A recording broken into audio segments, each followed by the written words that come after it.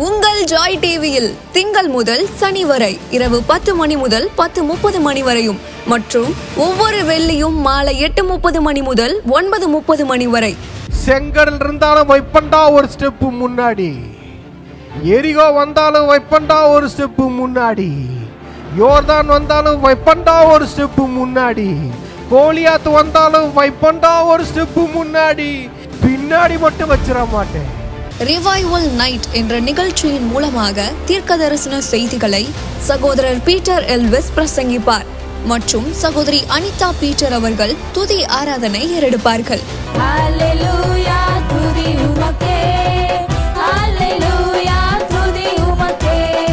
மனிதர்களின் வார்த்தையால் பாதிக்கப்பட்டது போதும், கடவுளின் வார்த்தையால் பாதிக்கப்படுவோம் வாருங்கள். நமக்குள் இருக்கும் இயேசு கிறிஸ்துவை உலகத்திற்கு காட்டும் நேரம் இது. வாருங்கள், இயேசுவுக்காய் எழும்புவோம். நீரே போதும், நீரே போதும், நீரே போதும் இயேசுவே. நீரே போதும், நீரே போதும், நீரே போதும் இயேசுவே.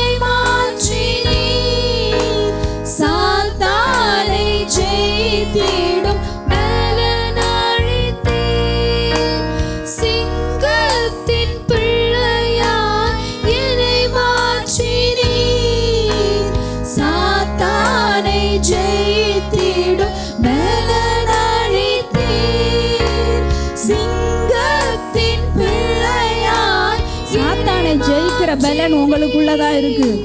சாத்தானை ஜெயித்திடும் பலன் அளித்தீர். நீரே போதும், நீரே போதும், நீரே போதும் இயேசுவே. நீரே போதும், நீரே போதும்,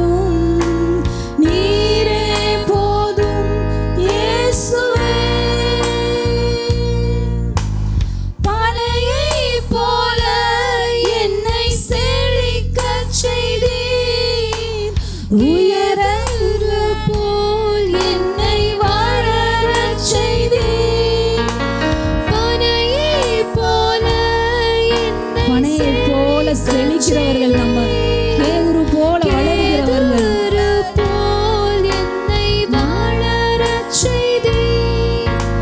நீரே போதும், நீரே போதும், நீரே போதும் இயேசுவே.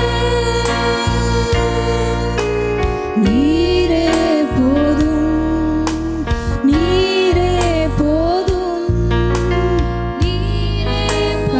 போல என்னை எழும்பச் செய்தீர். கழுகை போல என்னை எழும்பச் செய்தீர். உயரங்களில் என்னை பறக்கச் செய்தீர்.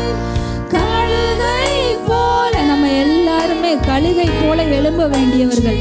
நம்ம இங்க இருக்க எல்லா உயரங்களில் பறக்க வேண்டியவர்கள். என்னை பறக்க செய்தீர். நீரே போதும்,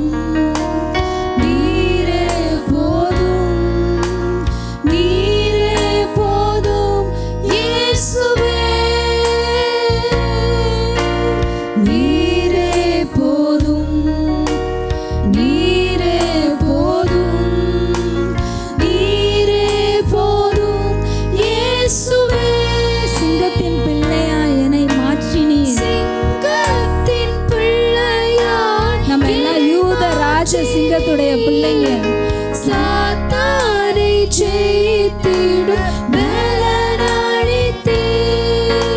சிங்கத்தின் பிள்ளையாய் என்னை மாற்றினீர். சாத்தானை ஜெயித்திடும் பலனளித்தீர். நீரே போதும், நீங்க போதும்பா. நீரே போதும், நீரே போதும் இயேசுவே. நீரே போதும், நீரே போதும். எங்க வாழ்க்கைக்கு நீங்க போதும், எங்க ஊழியத்துக்கு நீங்க போதும், எங்க குடும்பத்துக்கு நீங்க போதும். நீரே போதும், எங்க பிசினஸ்க்கு நீங்க போதும், எங்க சந்தோஷத்துக்கு நீங்க போதும், எங்க குடும்ப சமாதானத்துக்கு நீங்க போதும்பா. நீரே போதும், எங்க மந்த்லி இன்கமுக்கு நீங்க போதும், எங்க பேங்க் பேலன்ஸ் நிரம்புவதற்கு நீங்க போதும். நீரே போதும், நீரே போதும். எங்க ஊழியத்துக்கு எங்க சபைக்கு நீங்க போதும் இயேசுவே. எங்க பிள்ளைங்களுக்கு நீங்க போதும், எங்க பிள்ளைங்க எதிர்காலத்துக்கு நீங்க போதும், எங்க பிள்ளைங்க மேரேஜ் லைஃப்க்கு நீங்க போதும் இயேசுவே. நீரே போதும், நீரே போதும். நீர் போதுமானதற்கும் அதிகமானவர் இயேசுவே. பனையைப் போல என்னை செழிக்கச் செய்தீர். கேதுரு போல் என்னை வளரச் செய்தீர். பனையைப் போல நம்ம வாழ்க்கை செழிப்பதற்கு அவர் போதுமானவர். கேதுரு போல நம்ம வளர்ந்து உயரங்கள்ல உயரமாய் நிற்பதற்கு அவர் போதுமானவர். போல என்னை செழிக்கச் செய்து நம்ம வாழ்க்கை பசுமையாய் இருப்பதற்கு அவர் போதுமானவர். நம்ம வாழ்க்கை நீர்ப்பாய்ச்சலான தோட்டம் போல் இருப்பதற்கு அவர் போதுமானவர். உங்க வாழ்க்கை வற்றாத நீரூற்றாய் இருப்பதற்கு அவர் போதுமானவர். உங்க வாழ்க்கை கனிகளால் நிறைந்து இருப்பதற்கு அவர் போதுமானவர். நீரே போதும், நீரே போதும், நீரே போதும் இயேசுவே. நீரே போதும், நீரே போதும், நீரே போதும் இயேசுவே. நீரே போதும், நீரே போதும், நீரே போதும் இயேசுவே. மத்தேயு 13ஆம் அதிகாரம் 31வது வசனம், 31, 32. Matthew chapter 13, 31, 32. வேறொரு உவமையை அவர்களுக்கு சொன்னார். பரலோக ராஜ்யம் கடுகு விதைக்கு ஒப்பாயிருக்கிறது. அதை ஒரு மனுஷன் எடுத்து தன் நிலத்தில் விதைத்தான். அது சகல விதைகளிலும் சிறிதாயிருந்தும் வளரும்போது சகல பூண்டுகளிலும் பெரிதாகி ஆகாயத்து பறவைகள் அதன் கிளைகளில் வந்து அடையத்தக்க மரமாகும் என்றார். ஆமென். பரலோக ராஜ்யம் எப்படி இருக்குன்னா, ஒரு கடுகு விதைக்கு தான் ஒப்பாக இருக்கான். கடுகு விதைனா எவ்வளோ சின்னதாக இருக்கும், கடுகே ரொம்ப குட்டியாக தானே இருக்குது. பரலோக ராஜ்யம் அப்படி தான் இருக்குதான். அதாவது பரலோக ராஜ்யன்றது என்னன்னா, இப்போ நம்ம ஹெவனுக்குரிய காரியங்கள், அதாவது ஆண்டவர் நமக்கு வைத்திருக்கிற நம்ம எல்லாருக்குமே, யாருக்குமே எனக்கு ஒரு அழைப்பு இல்லை, எனக்கு ஒரு விஷன் இல்லைன்னு யாருமே சொல்ல முடியாது. ஆண்டவர் நமக்கு வைத்திருக்கிற ஒரு விஷன், ஒரு காலிங், உங்களை ஆண்டவர் எதுக்காக அழைச்சிருக்கிறாரோ, உங்களுக்குள்ளே இருக்கிற ஃபெய்த்து, ஆண்டவர் உங்களுக்கு கொடுத்துருக்கிற தாளந்துகள், அவர் உங்களுக்கு கொடுத்துருக்கிற அபிஷேகம், வரங்கள், ஆண்டவர் கொடுத்துருக்கிற கிஃப்ட்டு, ஒருத்தருக்குமே ஆண்டவர் ஒரு தாளந்து கொடுத்துருக்கிறாரு. இங்கே இருக்கிற எல்லாத்துக்குமே ஒரு தாளந்து கொடுத்துருக்கிறாரு. எல்லாருக்குமே கிஃப்ட் இருக்குது, வரங்கள் கொடுத்துருக்கிறாரு, அபிஷேகம் கொடுத்துருக்கிறாரு. அவங்கவுங்கள ஒரு காரியத்துக்கு அழைத்திருக்கிறார். ஒருத்தர் மேலே ஒரு விஷன் இருக்குது. இது எல்லாமே நம்ம கையில் எப்படி இருக்குது தெரியுமா? ஒரு கடுகு வித மாதிரி தான் இருக்குது. அவர் அப்படி தான் கொடுத்துருக்கிறாரு. இதெல்லாம் சீடு மாதிரி ஆண்டவர் கொடுத்துருக்கிறாரு. ஆமென். இது எல்லாமே நம்ம கையில் இருக்க சீடு. நீங்கள் யோசிச்சு பாருங்கள், ஆண்டவர் நமக்கு என்ன பெருசாக நான் சொல்லலை, ஐயோ விஷயம்னா பெரிய ஊழியங்க பெருசாக ஏதாவது பண்ண இல்லை. ஒருத்தரே ஒரு விஷயத்துக்கு அழைச்சிருக்காரு பார்த்தீங்களா? அது உங்களுக்குள்ளே இருக்கிற சீடு. உங்கள் மேலே ஒரு தரிசனம் வச்சுருக்காரு, ஒரு விஷன் வச்சுருக்காருல, அது உங்கள் கையில் ஆண்டவர் கொடுத்துருக்கிற ஒரு சீடு, ஒரு விதை. உங்களுக்கு ஒரு அபிஷேகம் கொடுத்துருக்கிறார்ல, உங்களுக்கு ஒரு தாளந்து கொடுத்துருக்கிறார்ல, அது சின்ன தாளந்தோ, அதுக்கு தான் ஆண்டவர் கடுகு விதையை கம்பேர் பண்ணிட்டார். யாருமே சின்னதை அற்பமாக நினச்சிடவே கூடாது. உங்ககிட்ட இருக்கிறது ஆண்டவர் கொடுத்துருக்கிற சீடு. எத்தனை பேர் விசுவாசிக்கிறீங்க? ஆமென். உங்களுக்கு கொடுத்துருக்கிற ஒன்று அதான் கடுகு விதை. அதை இப்போ உங்கள் கையில் வச்சுக்கோங்க. என்ன ஆண்டவர் உங்களுக்கு விஷன் கொடுத்துருக்கிறாரு, என்ன காலிங் கொடுத்துருக்கிறாரு, உங்களை எந்த தரிசனத்தில் நடக்க சொல்லியிருக்கிறாரு, உங்களுக்கு என்ன டேலண்ட் கொடுத்துருக்கிறாரு, உங்களுக்கு என்ன கிஃப்ட் கொடுத்துருக்கிறாரு, அது எல்லாம் கடுகு விதை மாதிரி உங்கள் கரத்தில் எடுத்துக்கோங்க. அடுத்த வசனம் பார்த்தீங்கன்னா, அதை ஒரு மனுஷன் எடுத்து தன் நிலத்தில் விதைத்தானாம். அதை எடுத்துட்டான். ஆண்டவர் தான் கொடுத்துட்டாரு. சீடை யார் கொடுத்தா? ஆண்டவர் கொடுத்துட்டாரு. ஆனால் அதை எடுத்து அந்த மனுஷன் என்ன பண்ணான்? அந்த விதையை அப்படியே வச்சுக்கிட்டு பார்த்துக்கிட்டே இருந்துட்டோ, அந்த விதையை அப்படியே வச்சுக்கிட்டே இல்லை, தன் நிலத்தில் விதைக்கிறான். அது யார் செய்யணும்னா அவன் தான் செய்யணும், அந்த மனுஷன் தான் செய்யணும். சீடு தான் ஆண்டவர் கொடுப்பாரு நம்ம கையில். யாருமே கொடுக்கலன்னு சொல்லவே முடியாது. சின்னது கடுகு விதை கண்ணுக்கே பார்த்தா தெரியாது. அப்போ அந்த அளவை ஏன் சொல்லியிருக்காருன்னா, ஒருத்தர் கூட எனக்கு ஆண்டவர் எதுவுமே கொடுக்கலன்னு சொல்லவே முடியாது. கொடுத்துருக்கிறார், எல்லாத்துக்கும் கொடுத்துருக்கிறாரு. ஆனால் நம்மளோட வேலை என்னன்னா, அதை எடுத்து விதைக்கணும். நான் அதான் அங்கே பார்த்தேன், என்ன விதைக்கணும்னா தன் நிலத்தில், அவனோட நிலத்தில். அப்போ இது எனக்கு என் நிலத்தில், அவன் நிலத்தில்னா எப்படி விதைக்கிறதுனா, இப்போ உங்களுக்கு ஆண்டவர் கொடுத்துருக்கிறாருல ஒரு விஷன், சின்ன விஷன், ஒரு சின்ன காலிங், உங்களுக்கு கொடுத்துருக்கிற அபிஷேகம், ஒரு சின்ன தாளந்து, உங்களுக்குள்ளே இருக்க ஒரு சின்ன ஃபெய்த்துன்னு தான் சொல்கிறேன். எல்லாமே உங்களுக்கு ஆண்டவர் கொடுத்துருக்க ஒரு வாக்கு தத்துவம், உங்களுக்கு இப்படி செய்வேன்னு ஒன்று சொல்லியிருக்காருல, இது எல்லாத்துக்காகவும் நீங்கள் என்ன விதைக்கிறதுனா என்ன தெரியுமா? இந்த எல்லா காரியத்துக்காகவும் நீங்கள் உங்கள் எனர்ஜியை, உங்கள் எஃபர்ட்டை அதுக்காக நீங்கள் விதைக்கணும். ஆண்டவர் கொடுத்துட்டாரு, விதை கொடுத்துட்டாரு. அவன் நிலத்தில் அதை விதைக்கிறான்னா நம்ம என்ன செய்யணும் தெரியுமா? ஆண்டவர் கொடுத்துக்கிற அந்த காரியத்துக்காக அதில் நம்ம எனர்ஜியை விதைக்கணும். ஆண்டவர் கொடுத்துருக்கிற அந்த விதைக்காக நம்ம எஃபர்ட்டை அதில் போடணும். நம்ம மணி ஒரு இன்வெஸ்ட்மெண்ட், அந்த காரியத்துக்காக நம்ம மணியை இன்வெஸ்ட் பண்ணணும். நம்ம டைம் எல்லாத்துக்குமே ரொம்ப ப்ரெஷியஸாக இருக்குது. இப்போ டைமே இல்லை. எல்லாத்துக்கும் எது ரொம்ப முக்கியம்னா, கிட்டத்தட்ட பணத்தை விட டைம் தான் ரொம்ப, எல்லாருமே பிஸியாக இருக்கிறோம். ஆனால் ஆண்டவர் கொடுத்துருக்கிற அந்த விதையை விதைக்கிறதுக்கு நீங்கள் பண்ண வேண்டியது உங்கள் டைம் அதுக்கு இன்வெஸ்ட் பண்ணணும். ஏன்னா உங்களை நம்பி தான் கொடுத்துருக்குறாரு அவர். அந்த விதையை இந்த மனுஷன்கிட்ட கொடுத்தா அவன் போய் தான் நிலத்தில் விதைப்பான் அப்படின்னு நம்பி தான் அந்த விதையை கொடுத்துருக்கிறாரு. அப்போது உங்களை நம்பி ஒரு டேலண்ட்டை, உங்களை நம்பி ஒரு விஷனை, உங்களை நம்பி ஒரு வார்த்தை, இதை நான் செய்வேன் பேசியிருப்பார், ஒரு அபிஷேகம், என்ன கொடுத்தாலும் அதுக்காக நம்ம என்ன செய்யணும்?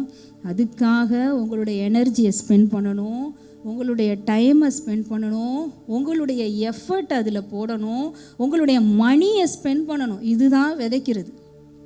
சில நேரங்களில் சாக்ரிஃபைஸ் பண்ணுறது கூட இருக்கும். அதுவும் நீங்கள் அதுக்காக பண்ணணும். எதுக்காக? கையில் இருக்கிற அந்த விதைக்காக சாக்ரிஃபைஸ் பண்ணணும். உங்கள் மணியை இன்வெஸ்ட் பண்ணணும், உங்களோட டைமை விதைக்கணும், உங்கள் எஃபர்ட் அதில் விதைக்கணும், உங்கள் எனர்ஜியை விதைக்கணும், உங்கள் ஃபுல் இதையும். தான் நிலத்துல தான் விதைக்கிறான், போய் பக்கத்து இதில் அங்கெல்லாம் இல்லை. அவன் அந்த விதை எடுத்து தான் நிலத்துலனா உங்களோட டைம் அதுக்கு நீங்கள் விதைச்சே ஆகணும், உங்களோட எனர்ஜியை விதைச்சே ஆகணும். சாக்ரிஃபைஸ்னால் என்ன? நான் சாக்ரிஃபைஸ் பண்ண போகிறேன்னா, ஒரு சில இடங்களில் நோ சொல்ல வேண்டி இருக்கும். அது அந்த விதைக்காக நீங்கள் சொல்கிறது. அது நீங்கள் அந்த இடத்துல ஒரு சாக்ரிஃபைஸ் பண்ணுறீங்க. சில இடங்களில் வேணாம், சில இதை எல்லாரும் பண்ணாலும் நீங்கள் மிஸ் பண்ணுவீங்க. அதெல்லாம் சாக்ரிஃபைஸ் தான். எதுக்காக பண்ணுறீங்க? இந்த விதைக்காக, இந்த கடுகு விதைக்காக உங்களுடைய எனர்ஜி, உங்களுடைய பலத்தை எல்லாம் அந்த விதைக்காக நீங்கள் இன்வெஸ்ட் பண்ணுறீங்க. நீங்கள் சம்பாதிச்ச பணத்தை எல்லாம் அந்த விதைக்காக இன்வெஸ்ட் பண்ணுறீங்க. உங்களுடைய சாக்ரிஃபைஸு, உங்களுடைய உங்கள் பணம் வந்து உங்களுடைய முழு உழைப்பு இந்த விதைக்காக தான் நீங்கள் அதை இன்வெஸ்ட் பண்ணுறீங்க. உங்களுடைய எஃபர்ட் அதுக்காக நீங்கள் எடுக்கிறது. ஆண்டவர் கொடுத்துருவார் விதையை, அதுக்கு எஃபர்ட் எடுக்கிறது. இதை பண்ணுறது யாரோட வேலை? நம்மளோட வேலை. ஆமேன். எத்தனை பேத்துக்கு புரியுது? ஆமேன். மூணாவது வேலை வந்து விதையை, நம்மளோட வேலை வந்து அந்த ஒன்று தான். விதையை கொடுக்கறதும் அவர் வேலை, விளைய செய்கிறதும் அவர் வேலை. ஆமேன். நம்ம போய் வளர வைக்கலாம் யாராலையும் முடியாது. விதையும் உங்களால் வாங்க முடியாது. விதையும் அவர் கொடுத்துருவார், வளரவும் வச்சுருப்பார். அப்போ அந்த நடுவில் அந்த விதைக்கிற வேலையை மட்டும் நீ போய் செஞ்சிருன்னு சொல்லுவார். அதை நம்ம செஞ்சு தான் ஆகணும். விதைக்காமல் அந்த மண்ணுக்குள்ளே அந்த விதையை போடாமல் கையிலே இருந்துட்டு எவ்வளோ நாள் வரைக்கும் அந்த விதை இருக்கும்? அப்படியே பார்த்து பார்த்து ஆண்டவர் கொடுத்துருக்கிற அழகாக இருக்குது, இந்த அபிஷேகம் அழகாக இருக்குது, இந்த டேலண்ட் அழகாக இருக்குது, இந்த காலிங் அழகாக இருக்குது, இந்த ஃபெய்த் பார்க்க நல்லா இருக்குது, இந்த வாக்குத்தத்தம் ரொம்ப அழகாக இருக்குது, ஆண்டவர் எனக்கு கொடுத்துருக்க இந்த வசனம் நல்லா இருக்குது, இந்த ஊழியம் ரொம்ப நல்லா இருக்குது. எல்லாத்தையும் அப்படியே பார்த்துக்கிட்டே இருந்தோம்னா அதே அப்படியே பார்த்துட்டே இருக்கலாம். அது வளரணும்ல. எதுக்காக உங்கள் கையில் கொடுத்தாரு? அது வளர செய்ய அவர் ரெடியாக இருக்கிறாரு. அதுக்கு நடுவில் நீங்கள் அதுக்காக விதைக்கணும். எத்தனை பேர் விதைக்க ரெடியாக இருக்கிறீங்க? உங்கள் டைமை, உங்கள் எனர்ஜியை, உங்கள் எஃபர்ட் எல்லாம் ஆண்டவர் உங்களுக்கு கொடுத்துருக்கிற விதை எதுன்னு பாருங்கள். விதை மட்டும் இல்லைன்னு யாருமே சொல்ல முடியாது. இன்றைக்கி போய் யோசிங்க, என் கையில் ஆண்டவர் என்ன கடுகு விதை மாதிரி எதை கொடுத்துருக்குறாரு? யோசிச்சிங்கன்னா உங்களுக்கு ஞாபகம் வரும். ஒரு வாக்கு தத்தம் கொடுத்தா கூட அது ஒரு விதை தான். நான் உன்னை இப்படி பெரிய இதாக்குவேன், உன்னை இப்படி செய்வேன், உங்களுக்கு அப்படி பண்ணுவேன். உங்கள் வாழ்க்கையை குறித்து, உங்கள் பிஸ்னஸ், நீங்கள் என்ன பண்ணுறீங்களோ எல்லாத்த குறித்து பேசியிருக்காருல்ல, அதுக்காக நீங்கள் என்ன உங்கள் எனர்ஜி, உங்கள் எஃபர்ட்டை இன்னையிலேருந்து நீங்கள் விதைக்க ஆரம்பிங்க. அதை செய்யும்போது அதை வளர செய்கிறது யார்? அவர். அது எப்படி போட்டிருக்குன்னா, அது சகல விதைகளிலும் சிறிதாக இருந்தும் வளரும் போது சகல பூண்டுகளும் பெருசாயிருச்சான். கையில் பார்க்கும்போது தான் சின்னது, அப்படியே கடுகு வித மாதிரி என்னங்க பார்க்குறது கூட தெரியல. ரொம்ப சின்ன காலிங் தாங்க, ரொம்ப சின்ன ஊழியம், ரொம்ப சின்ன விஷன் தான் எனக்கு ஆண்டவர் கொடுத்துருக்குது. ஒரு சின்ன வாக்கு தத்தம் தாங்க, எல்லாமே குட்டியாக இருக்குது. அது பார்க்குறதுக்கு தான் குட்டியாக தெரியும். ஆனால் அதை விதைச்சிட்டிங்க, அது வளரும் போது ரொம்ப பெருசாக வளர்ந்துடும். ஆமேன்.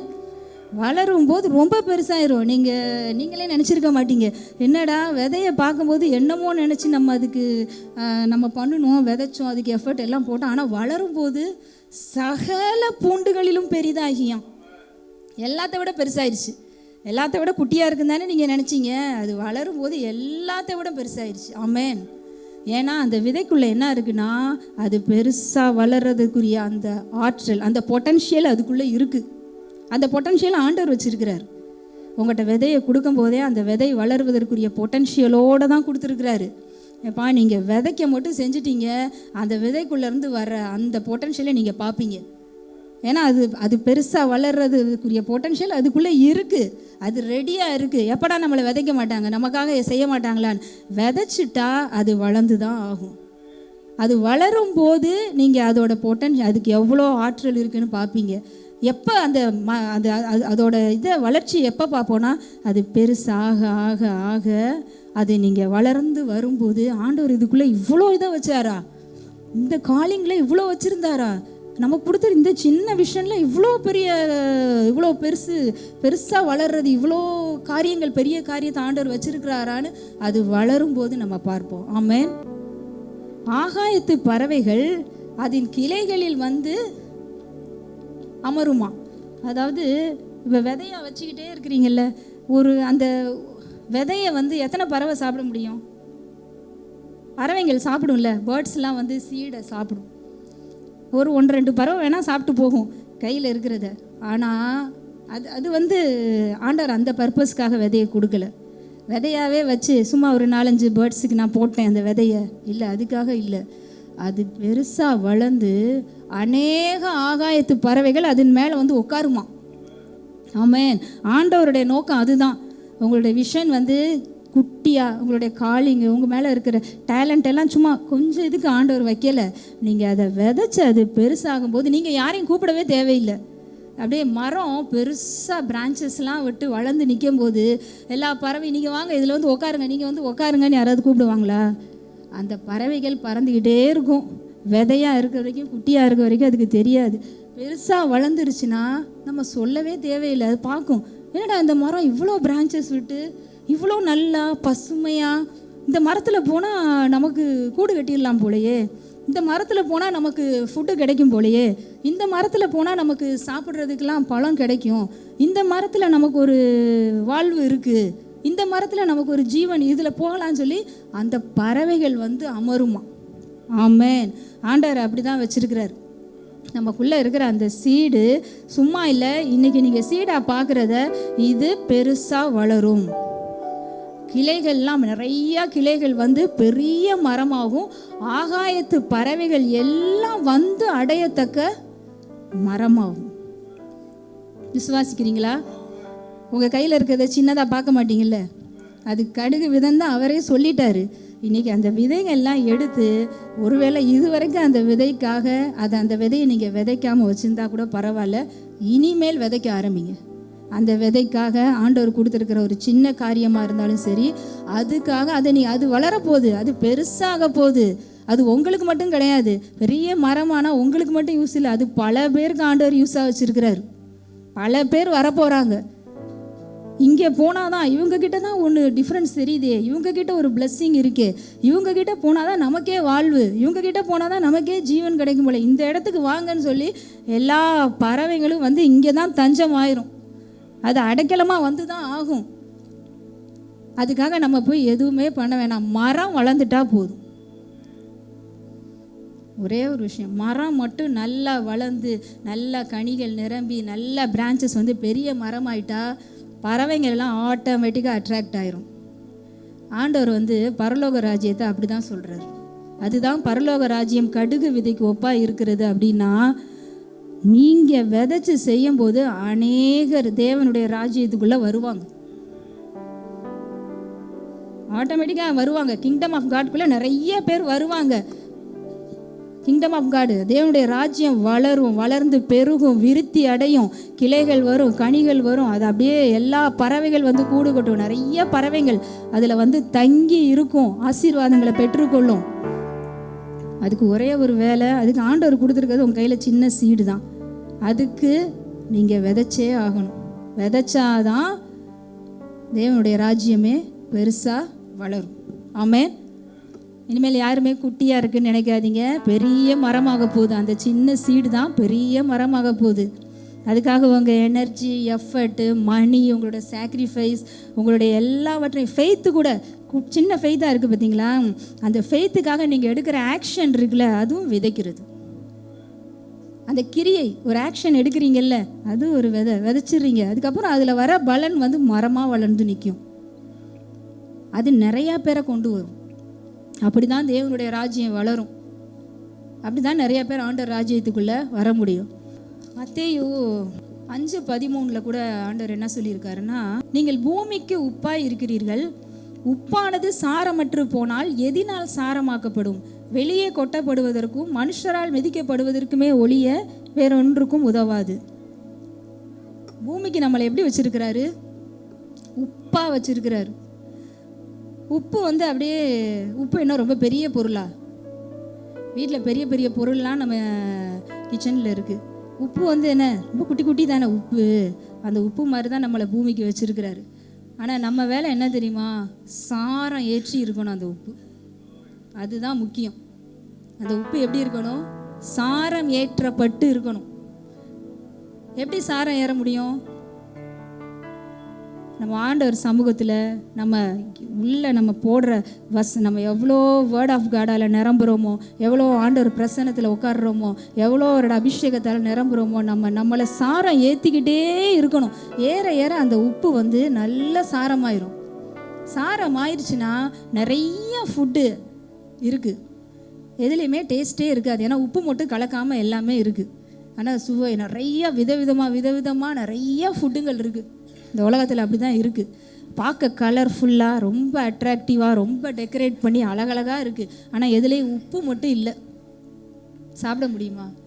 ஆனால் பார்க்க அப்படியே பார்த்தோன்னே ரொம்ப அழகாக இருக்கும். ஆனால் அதில் வாயில் வச்சு பார்த்தீங்கன்னா உப்பே இருக்காது. நம்ம தான் பூமிக்கு உப்பு. நம்மளை தான் வச்சுருக்காரு ஆண்டவர், உப்பாக வச்சுருக்கிறாரு. உப்பு இல்லாமல் நிறைய அழகழகாக நிறைய காரியங்கள் இருக்குது வேர்ல்டில். நம்ம என்ன பண்ணணும் தெரியுமா? நம்ம போய் எல்லாத்துலேயும் கலக்கணும். அதான் நம்ம வேலை. அது எப்போ கலக்க முடியும்? நம்ம சாரமாக அப்படியே உப்புக்குரிய சாரத்தோடு நம்ம இருந்தால் தான் போய் எல்லாத்துலேயும் கொஞ்சம் கொஞ்சம் கொஞ்சம் கொஞ்சம் எல்லாத்துலேயும் போட்டால் எல்லாம் எப்படி ஆயிரும்? டேஸ்ட் ஆயிரும். உப்பு சாரம் இல்லைன்னா வேஸ்ட்டு தானே. உப்புக்கே உரிய தன்மை சாரம்தான். அது இல்லைனாலே அது எதில் கலந்தாலும் வேஸ்ட்டு தானே. ஆண்டவர் நம்மளை அப்படி தான் வச்சுருக்காரு. ஏன் உப்பாக வச்சுருக்கிறாரு? சாரம் ஏறினவர்களாக இருக்கணும். நீங்கள் போய் சுவையே இல்லை, டேஸ்ட்டே இல்லை, என்னங்க எல்லாமே வாழ்க்கையில் அழகாக இருக்குது, அப்படியே எல்லாமே இருக்குங்க எங்களுக்கு. ஆனால் என்னமோ தெரில, ஒரு எம்டியாக ஒரு மாதிரி ட்ரையாக இருக்குது. எங்கள் லைஃபே அப்படியே ஹார்ட்டில் ஏதோ ஒரு விதமான கஷ்டம் இருந்துகிட்டே இருக்குது, ஒரு நிம்மதி இல்லை, இப்படிலாம் சொல்கிறாங்க பார்த்தீங்களா? நீங்கள் தான் உப்பு. நீங்கள் போய் அவங்க லைஃப்பில் கலக்கும்போது அவங்கெல்லாம் என்ன பண்ணுவாங்கன்னா அந்த டேஸ்ட்டை உணருவாங்க. என்ன டேஸ்ட்டு? கர்த்தர் நல்லவருங்கிற அந்த டேஸ்ட்டை அவங்க ஃபீல் பண்ணுவாங்க. ஆமேன். கர்த்தர் நல்லவர் அப்படின்னு எல்லாரும் ருசித்து பார்க்கணும்னா நம்ம சாரம் ஏறின உப்பாக இருக்கணும். நம்ம சாரம் ஏற்றப்பட்டு இருந்தால் எல்லார் வாழ்க்கையிலையும் நம்ம போய் கலக்கும் போது அவங்க கர்த்தர் நல்லவர்னு ருசிப்பாங்க. ஏன்னா அந்த ருசியாக அவங்கள சொல்ல வச்சிரும். ஹல்லேலூயா. அதே தான் பூமிக்கு நம்ம எப்படி இருக்கோம்? அடுத்த வசனம், நீங்கள் உலகத்துக்கு வெளிச்சமாக இருக்கிறீர்கள்.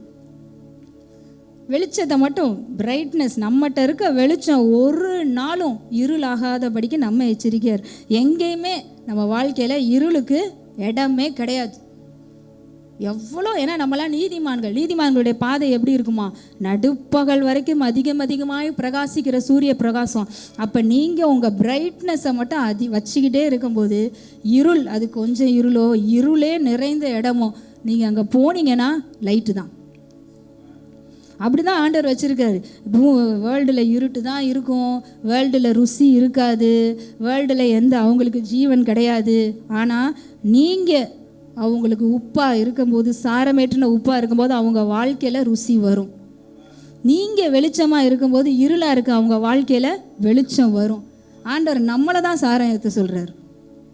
உங்கள் வாழ்க்கையில் இல்லை, நீங்கள் இன்னும் வெளிச்சமாகுங்க, இன்னும் பிரைட்டாங்க, நீங்கள் ஷைன் ஆகிட்டே இருங்க. எந்த இருட்டில் போனாலும், எவ்வளோ இருளில் ஜனங்கள் இருந்தாலும் நீங்கள் போகும்போது அங்கே பிரகாசம் உண்டாகும். ஏன்னா கிறிஸ்து உங்களுக்குள்ளே இருக்கிறார். அவர் இருக்கிறனால அவர் எப்படி பிரகாசிக்கிற விடிவெள்ளி நட்சத்திரம் அவர். நீங்கள் போனீங்கன்னா அங்கே இருட்டு போயிடும். ஐயோ இருட்டாக இருக்குது, இருட்டு போல, நீங்கள் போங்க. ஏன்னா நீங்கள் வெளிச்சமாக இருக்கீங்க. இது லைட் அடிச்சிட்டா கண்டிப்பாக இருட்டு போய் தான் ஆகும். இன்றைக்கி ஆண்டவர் சொல்கிறது என்னன்னா, நம்ம சாரமேற்றின உப்பாக இருக்கணும், சாரம் ஏற்றப்பட்டவர்களாக இருக்கணும், நம்ம வெளிச்சமாக இருக்க. ஆண்டவர் நம்மளை தான் சொல்கிறாரு, வேறு யாரையும் சொல்ல. நீங்கள் பூமிக்கு உப்பாக இருக்கிறீர்கள், நீங்கள் உலகத்துக்கு வெளிச்சமாக இருக்கிறீங்க. பரலோக ராஜ்யம் கடுகு விதைக்கு ஒப்பாக இருக்குது. பரலோக ராஜ்யம், தேவனுடைய ராஜ்யம் வளரணும், கட்டப்படணும், விருத்தி அடையணும். தேவனுடைய வசனம் எல்லா பக்கமும் போய் வசனம் வளர்ந்து பெருகிட்டுன்னு அப்போஸ்தலர் நாட்களில் பார்க்குறோம். இதெல்லாம் நடக்கணுமா? வசனம் வளர்ந்து பெருகணுமா? தேவனுடைய ராஜ்யம் விரிவாகணுமா? அந்த கடுகு விதையை அதற்காக உங்களுக்கு ஆண்டவர் என்ன கொடுத்துருக்கிறாரோ அதுக்காக விதைங்க. அது வளரும், அநேக ஆகாயத்து பறவைகளை உட்காரும், தேவனுடைய ராஜ்யம் வளரும். ஆமென். ஹல்லேலூயா. உங்கள் ஜாய் டிவியில் திங்கள் முதல் சனி வரை இரவு 10 மணி முதல் 10:30 மணி வரையும் மற்றும் ஒவ்வொரு வெள்ளியும் மாலை 8:30 மணி முதல் 9:30 மணி வரை. செங்கடல் இருந்தாலும் வைப்பண்டா ஒரு ஸ்டெப்பு முன்னாடி, எரிகோ வந்தாலும் வைப்பண்டா ஒரு ஸ்டெப்பு முன்னாடி, யோர்தான் வந்தாலும் வைப்பண்டா ஒரு ஸ்டெப்பு முன்னாடி, கோலியாத்து வந்தாலும் வைப்பண்டா ஒரு ஸ்டெப்பு முன்னாடி, பின்னாடி மட்டும் வச்சிட மாட்டேன். ரிவைவல் நைட் என்ற நிகழ்ச்சியின் மூலமாக தீர்க்க தரிசன செய்திகளை சகோதரர் பீட்டர் எல்விஸ் பிரசங்கிப்பார் மற்றும் சகோதரி அனிதா பீட்டர் அவர்கள் துதி ஆராதனை ஏறெடுப்பார்கள்.